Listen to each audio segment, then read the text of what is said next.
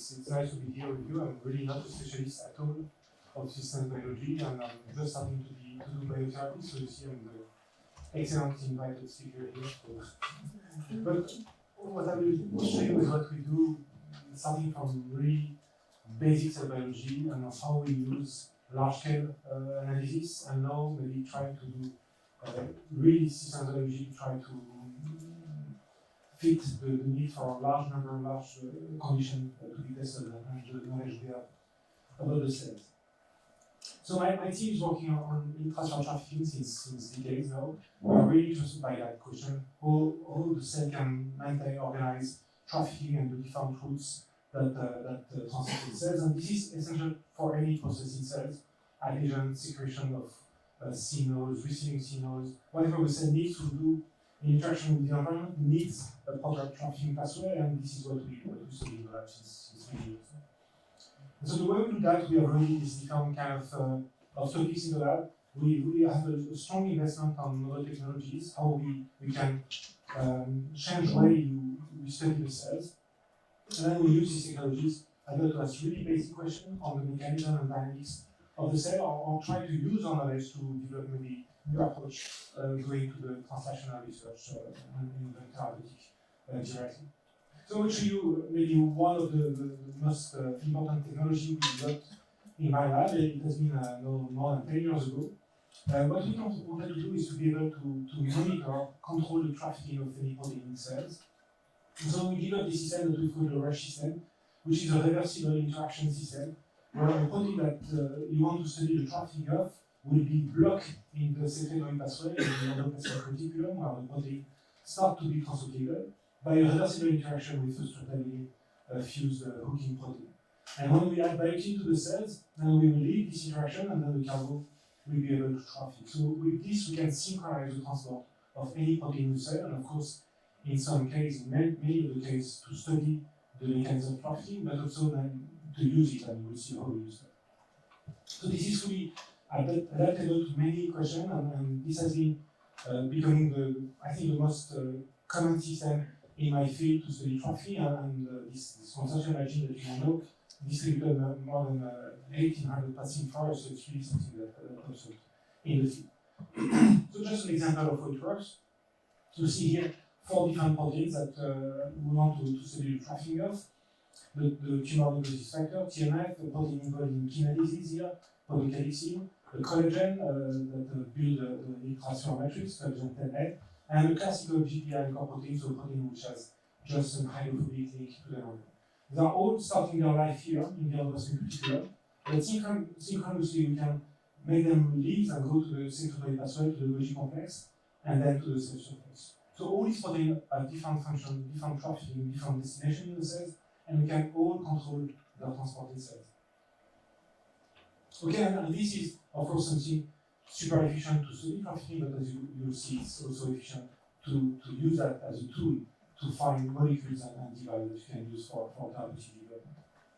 So first, maybe I will not, of course, show you what to do on the fundamental question, but maybe focusing on what we did to use this system for high-content screening. So the kind of aspect of this large number I was mentioning to what we encountered. So it's not really systems biology, but it's still for us a challenge to go to this high number system.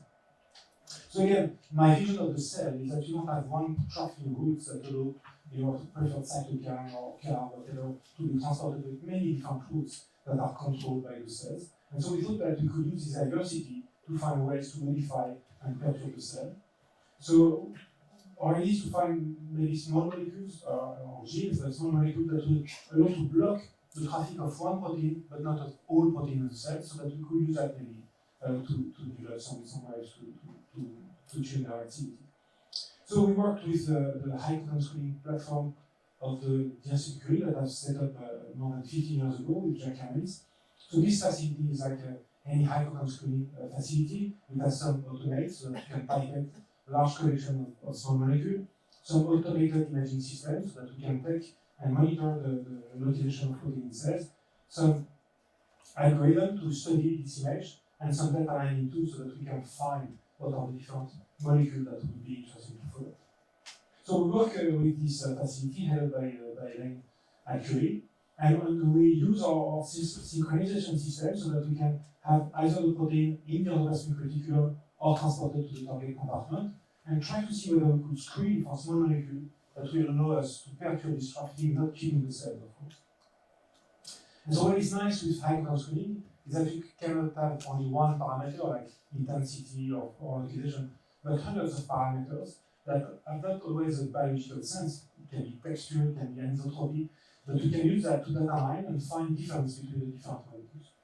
So we work with Biotherapies, and we screen this small collection of molecules, only 1,000 molecules of FDA-approved drugs and some kinase and protease inhibitor. And then we use these different kind of analysis that the system can give us, and then we found hits, molecules that block the transport of this protein here, and we enrich this knowledge having all the other parameters that the imaging system can use. So doing that, we could find a first list of molecules that may be interested. Then we use serial evolution to do like ID50 test of this molecule and monitor the effect of this molecule on, again, the various parameters. Of course, the trafficking, because this is what we are interested. So is the protein able to reach the target compartment, but also other parameters like here the structure of one organ and the Golgi complex. And when we look at the different profile of molecules, what was striking to us is that a lot of them look very similar. And when we look at their identity, they are all of the same categories. All that orange one are microtubule poison, the blue one are ATP poison, this one are crystalline, so also microtubule perturbing drugs. So you see, just monitoring the phenotype that these drugs impose to the cell, you can grab and maybe classify these drugs. And these two ones were unexpected, new in the field. I think, again, very similar profile of trafficking blood, very similar profile of organelle perturbation. And when we look at their structure, they are very similar drugs, some slight modification. So again, the cell allows us to classify the molecule based on their activity. And then we publish that. We could find the target of this molecule and confirm that indeed these two molecules that were thought to be only kinase inhibitor also perturb some protein involved in trafficking, and so we can repurpose this drug from one target to another. So this shows us that yes, the cell, the dynamics of the cell, the diversity of the cell is strong enough so that we can use this diversity maybe to find molecules of interest. So we decided to continue that. We collaborated with Bruno Kramer at the Institut Curie. In this case, we didn't monitor transport to the Golgi complex, but really the secretion of a reference protein. And again, as before, we could classify the molecule and find new inhibitors of secretion. So we thought let's go and ask something that may be interesting in the future. So can we block the trafficking of proteins involved in the development of some disease? So we decided to tackle this idea that maybe, in addition to these very nice ways to perturb receptors at the cell surface, having agonists, antagonists, or signaling inhibitors, what we could do maybe is to work inside the cell and just block, prevent the presence of this protein at the cell surface to have a kind of intracellular therapeutic window. So we implemented two proteins we thought would be interested to block the trafficking of. One is CCR5, which is the co-receptor of HIV, as is of the major strain of HIV. And again, TNF-alpha, because as you know, this protein is involved in quite strong pathology like arthritis, Crohn's disease, hyperinflammation. So if we would prevent this protein from being able to be released in the extracellular space or transported to the cell surface, we may block or reduce the development of the disease.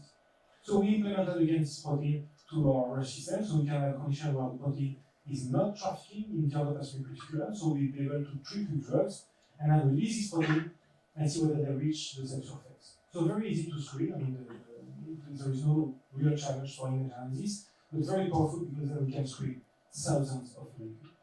So we did that again with Biotherapies, and we collaborated with the bioinformatics facilities of the Curie Institute. So in this case, we screened more molecules, something like 4,000 molecules.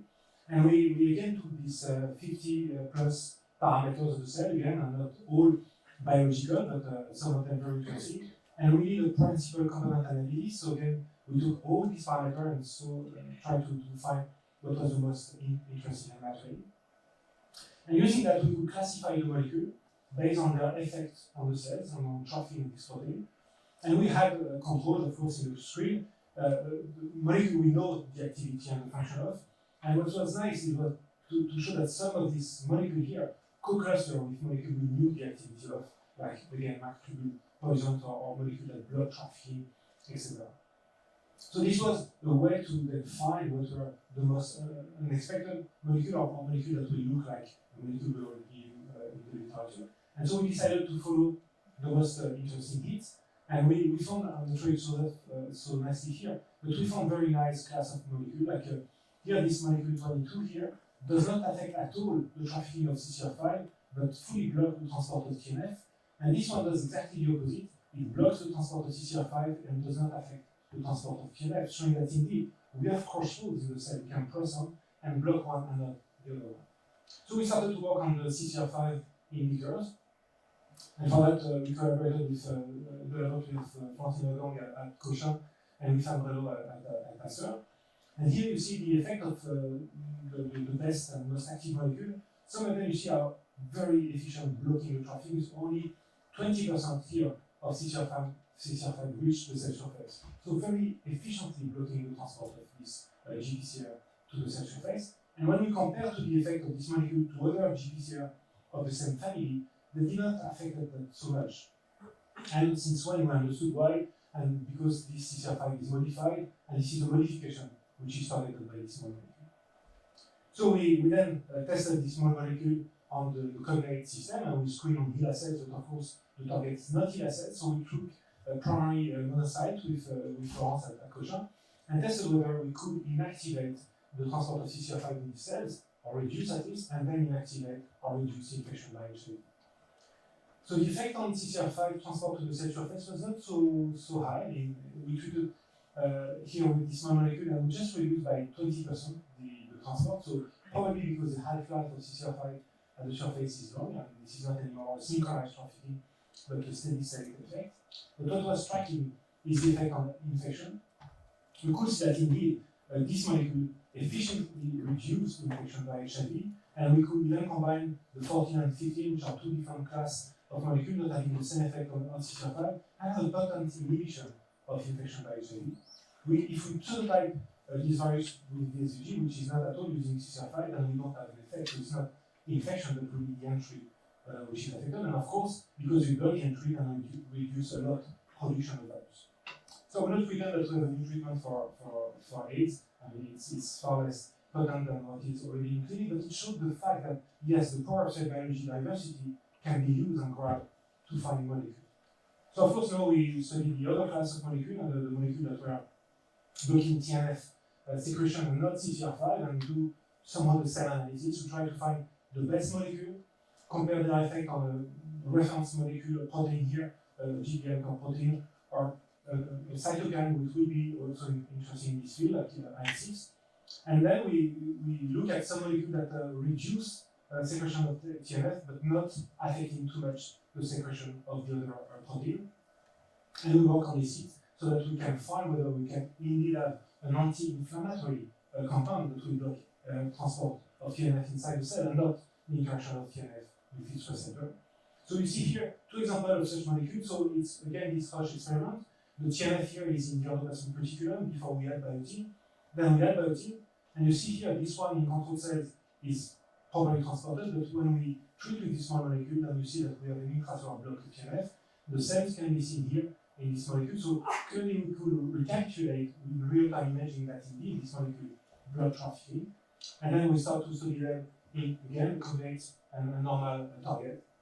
And you can see that this molecule, and in particular this one, the 67, very efficiently block the release of TNF from primary monocytes. So again, this may be a way to develop new molecule to reduce or at least affect hyperinflammation. So again, for us, it's the way we somehow touch on the high numbers and use large-scale screening so that we can access to this molecule.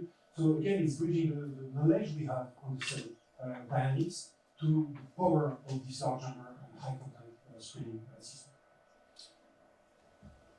So in the second part, what I wanted to show you is how we even went one step further, not using some of the knowledge we have of cell biology to then maybe do translational research, but use really the power of cell biology to develop new therapeutic devices. And this is, again, very new for us to go to the therapeutic part, and we are really cell biologists by training, but we thought it may be nice to try to explore that. And the reason is, for a long time, as a cell biologist, I was frustrated by the fact that we know very well the cell. I mean, we know very well how it traffics, idea, and so on. And most of the pathologies are cellular pathologies, like genetic pathologies, cancer. This is a cell pathology. But it's very hard to cure every cell. Even though I would know the mechanism, it's not that easy, even with gene therapy, to cure every cell. But then I realized that things are changing with cell-based therapy. In this case, the cell is not the problem, it's the solution. So the knowledge we have on cell tuning can now be used to tune also the cell therapy, and you have seen beautiful example before on how cell tuning is interesting. So we thought maybe we can bring our cell biology point of view to try to tune the cells. Because when you think about this rush system we have, it's a fully generic system. This system allows, with the addition of biotin, to stimulate the release of protein to the extracellular space or to the cell surface. So of course we use that to understand the cell, but we can use that to modulate and tune the cells. So we rename our rush system cell tune. So maybe we can use that to control inflammation against sending cytokines, chemokines, whatever, a trophic factor, or even to control appetite or some large-scale behavior. Maybe we can also use that to control growth, or maybe to send cytotoxic protein at the cell surface. So we could easily show that. It's just changing the reporter we use, and you have seen already TNF, which is clearly an active factor, but we could put cytokines or chemokines there, and you see here the quantity of this protein you have in a medium at steady state, and what you get after just 60 minutes of addition of biotin, or having just biotin at the constant presence in the medium. So you can see that yes, you can burst and have a chronic release of this molecule in the medium. So with that, we think, yes, maybe we can work on infiltration of cells in tumor, or many different parameters. And this could be, maybe we should discuss, could be bridged to this very nice promoter that could be tuned. So it could be a two-layer control. So how can we challenge and show that yes, we are right? We can use the power of cell biology to develop new therapy. And again, you have seen that before. The CAR-T cell is the most promising cell-based therapy because it has been clearly shown some amazing results. And this CAR-T is basically chimeric protein that have a binding domain here, typically a single-chain V or an antibody that will bind to a tumor antigen. And here some signaling motif that will induce activation of the T cells. And when you will reinfuse this RT cells to the patient, they will be able to very efficiently kill the cells.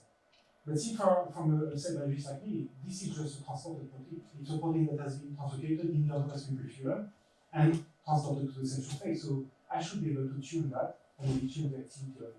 And this is important because the CAR-T has some very important limitation, and exhaustion has been presented before, cytokine release syndrome, exhaustion. All that is based on the fact that if you activate always and too much the cells, then you face some risk. So again, tuning that activity will be super nice.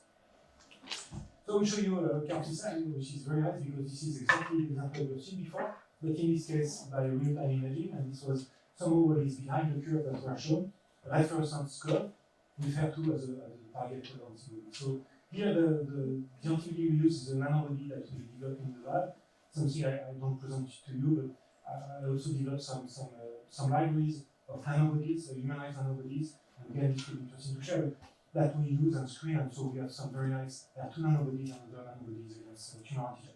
So here you see a very classical CAR experiment, fluorescence curve that grow in real time during 3 days in this E-site system, so you can imagine, and not surprisingly, this scope will fill up your well as you would expect. If you make them face unknown T cells from healthy donor, the T cell will somehow touch on this scope, but they will not be able to control anything. They have no reason really to kill them. So they will perturb a little bit growth, but of course it will be relapse and escape, and you will have a very efficient growth afterward. Of course, all change if you arm these T cells with a CAR targeting HER2. In this case, this T cell will interact with the scope, but they will fully block their proliferation, and they will keep them very efficiently, very nice CAR activity. So we are happy to have this nanobody cancer too, but this is really a classical CAR. So the question is, can we tune that? So we just implemented this CAR in this rush setup, so in this CAR tune that we go. So then we have two conditions. In the absence of biotin, this CAR is retained in the endoplasmic reticulum, unable to reach the cell surface, and then unable to elicit cytotoxicity. But our plan is then, adding biotin, we will release the block from here, letting it go to the cell surface and killing the target cell. So does it work? Here you have the condition where we don't add biotin, additional biotin to the metal, and you see this is very similar to unarmed T cells. The T cells interact with the scum, they don't block whatsoever. But when we add biotin to that, and things change completely. Now, the same T cells that we just cultivate in the presence of biotin, then we recapitulate the classical CAR T activity, because now the CAR is at the cell surface, and now we can efficiently target and kill the scum. So we can tune that, deciding whether we don't have or we have excess biotin, and we decide whether the CAR is native or active. So we had a very nice layer of them. Of course, the challenge was, can we do that in vivo? And then this was again new for us to develop in vivo models, so we had to work on that, and this was the work of Zelia Gouveia and Salome Glossi in the lab. What we did was to use NSG mice, so immunocompromised mice, that we grafted with the SCOF cells that in this case expressing the luciferase, so that we can see these cells in the living animal. And after 3 days, we then injected either nothing particular, PBS, unarmed T cells, or T cells that we arm with the classical CAR against HER2, or this CAR tune, and then tested whether it was biotin sensitive. So this is what you obtain. You see the tumor that has been grafted in these mice. You see this very aggressive growth, and this is day 2, day 9, and day 24. So they fills the peritoneal cavity. We have to sacrifice the mice there. If we just inject unarmed T cells and we have almost no control as expected, these T cells are unable to kill the tumor. Here, if we inject our CAR T against HER2, then we see this beautiful effect of CAR T cells. It really kills and saves the mice, and you can really have the mice fully full of tumor for months. And then can we kill them? So here, this is a cartoon that we injected in a mice and not having particular treatment to the mice, and we see that we have almost no control, a little bit, but almost no control. And because, again, our T cells are not expressing the CAR on the surface. If we just give biotin in the drinking water of the mice, then situation change and recapitulate a very efficient and active CAR T activity. So we can tune the activity of T cells by the simple addition of biotin in the drinking water. So that will open ways to tune the cells and find ways for CAR T, but also for cytokines, appetite modulator. With Glocare, we also secreted therapeutic antibodies with that. So you can imagine to use this system to tune cells that will be grafted or even upon gene delivery so that we can tune the expression and release of these proteins in the liver. So this is beautiful, but we still have some work to do. You see, and the activity is a bit less good with the cartoon and the classical one, so we know we can do better. And the CAR is very complicated. And you have many modules. You have a choice of the different nanobodies. We use one F2 nanobody, but we have tens of them. Then we have the hinge that can be changed. We have the transport domain that can be different. We have different signaling modules. So I mean, the diagnostic you have there is gigantic. And when you look at the cartoon system, it's even more complicated because we have a hook and we have this CAR. We can play with the signal peptide. We can play with the dual of expression system. We can play with the hook. So the number of parameters we can play on is gigantic, and even the parameter will matter eventually. So we thought, okay, maybe we should then try our luck and go further. And with the help of BioConvS, we got a PhD support for Janelle Mesaoudi in the lab. And with Pierre Crozet, we collaborate so that we can implement the system biology system, so the MOCLO, so that we can create a collection so that we can test a lot of different constructs in a very fast way. And I'm sure for a lot of you, it's even for it's really a new development. So Janelle is implementing the MOCLO in the lab with the strong help of Pierre, of course, so that eventually we can create this kind of cartoon collection in addition to the ENA kit, which already provides a lot of modules, so that we can very quickly test very different nanobodies, very different agents here, and then find the best one, and not the one we use in general, but the best one in the system we want to do. Of course, this is just the beginning, and we learned the hard way that it's not that easy to do this, but we hope that we can then develop and adapt, and of course give that to the community so that this no-clone kit will be available for everyone. So with this, on time, just mentioning, of course, the people who do the work in the lab. Zélia Gouveia was a postdoc in the lab, and she's now working in the selection structure at Curie, develop all the CAR-T in the lab. Jamal mentioned is now developing with Pierre this Moklo system so that we can explore more systems.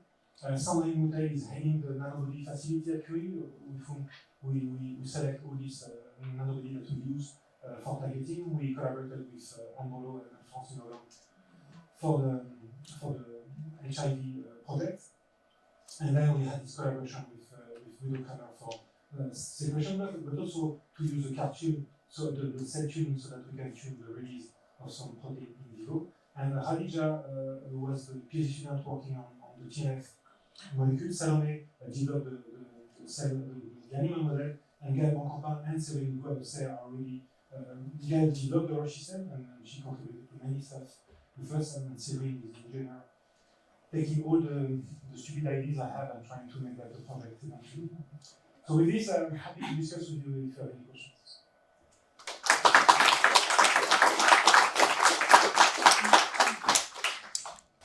Bonjour Franck et merci pour votre démonstration. Je voulais savoir si votre époque avec Sanofi, vous avez apporté des choses intéressantes justement sur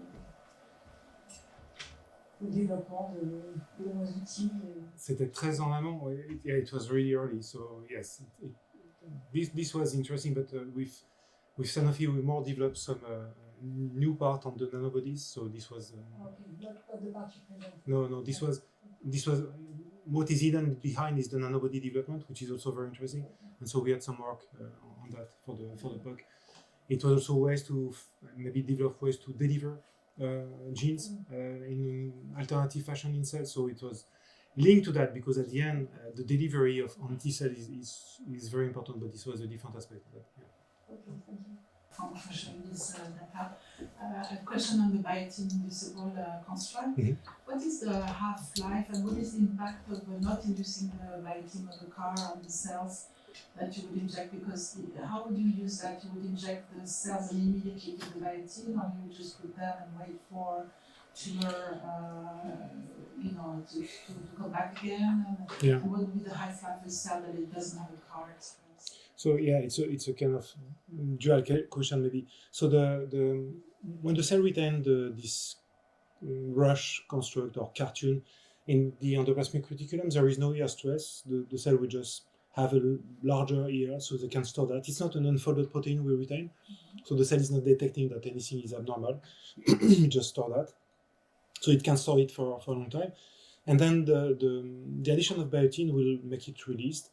And the half-life of biotin itself is something like 4 to 6 hours in our condition, at least. It depends on the dose, of course, but it's a small molecule which is very quickly absorbed by the kidney. So the modulation will be done like that.